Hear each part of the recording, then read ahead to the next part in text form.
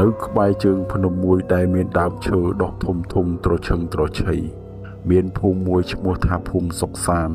អ្នកភូមិនៅទីនោះតែងមានសេចក្តីសុខព្រោះពួកគេមានជំនឿមុតមមទៅលើអ្នកតាមួយអង្គដែលគង់នៅក្រោមដើមជ្រៃធំបែរមាត់ស្ទឹងអ្នកតានោះមានព្រះនាមថាលោកតាម្ចាស់ស្រុកដែលអ្នកស្រុកតែងតែឃើញរូបសំណាករបស់លោកតាកាន់ដំបងច្រត់និងមានទឹកមុខញញឹមប្រកបដោយមេត្តារៀងរាល់ឆ្នាំនៅពេលរដូវប្រមូលផលមកដល់អ្នកភូមិតែងតែនាំគ្នាធ្វើរោងពិធីឡើងអ្នកតាដើម្បីសម្ដែងនៅការដឹងគុណដោយលោកតាបានជួយថែរក្សាកូនចៅឲ្យជួបតែសេចក្តីសុខនិងជួយឲ្យភោគផលកសិកម្មបានផលល្អមានគ្រាមួយស្រាប់តែមានគ្រោះរាំងស្ងួតយ៉ាងខ្លាំងកើតឡើងបឹងបួរក្នុងភូមិស្ងួតហួតហែងសូម្បីតែទឹកក្នុងស្ទឹងក៏លែងមានហូរដែរអ្នកភូមិចាប់ផ្ដើមភ័យខ្លាចនិងខ្វះខាតទឹកប្រើប្រាស់យ៉ាងខ្លាំងពេលនោះ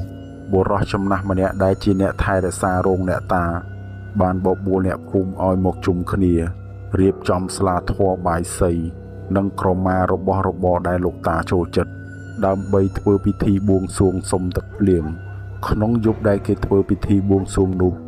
ស្រាប់តែមានខ្យល់បក់មកយ៉ាងត្រជាក់រួចក៏មានសំឡេងរំពងតិចៗចេញពីដើមជ្រៃធំនោះមកថាដរាបណាអ្នកភូមិនៅតែចេះស្រឡាញ់គ្នាចេះជួយទុក្ខធុរៈគ្នានិងមិនបំផ្លាញធម្មជាតិដែលជាជំរករបស់អ្នកតានោះសេចក្តីសុខនឹងមិនទៅណាឆ្ងាយពីអ្នកភូមិនេះឡើយភ្លាមនោះមេឃដែលធ្លាប់តែស្រឡះក៏ចាប់ផ្ដើមមានពពកខ្មៅបក់បោកមកហើយភ្លៀងក៏ធ្លាក់ចុះយ៉ាងជោគជាំបង្កឲ្យមានសេចក្តីត្រេកអរពេញភូមិទាំងមូលជំនឿលើអ្នកតាមិនមែនគ្រាន់តែជាការគោរពរូបសំណាកឈើឬថ្មនោះទេប៉ុន្តែវាគឺជាការរំលឹកដល់កូនចៅជំនាន់ក្រោយឲ្យចេះគោរពទឹកដីចេះថែរក្សាព្រៃឈើនិងមានសីលធម៌ក្នុងការរស់នៅដរាបណាអ្នកភូមិនៅតែមានសេចក្តីថ្លៃថ្នូរនិងដឹងគុណដល់ដូនតាដែលបានកសាងទឹកដីនេះមកនោះបារមីរបស់អ្នកតា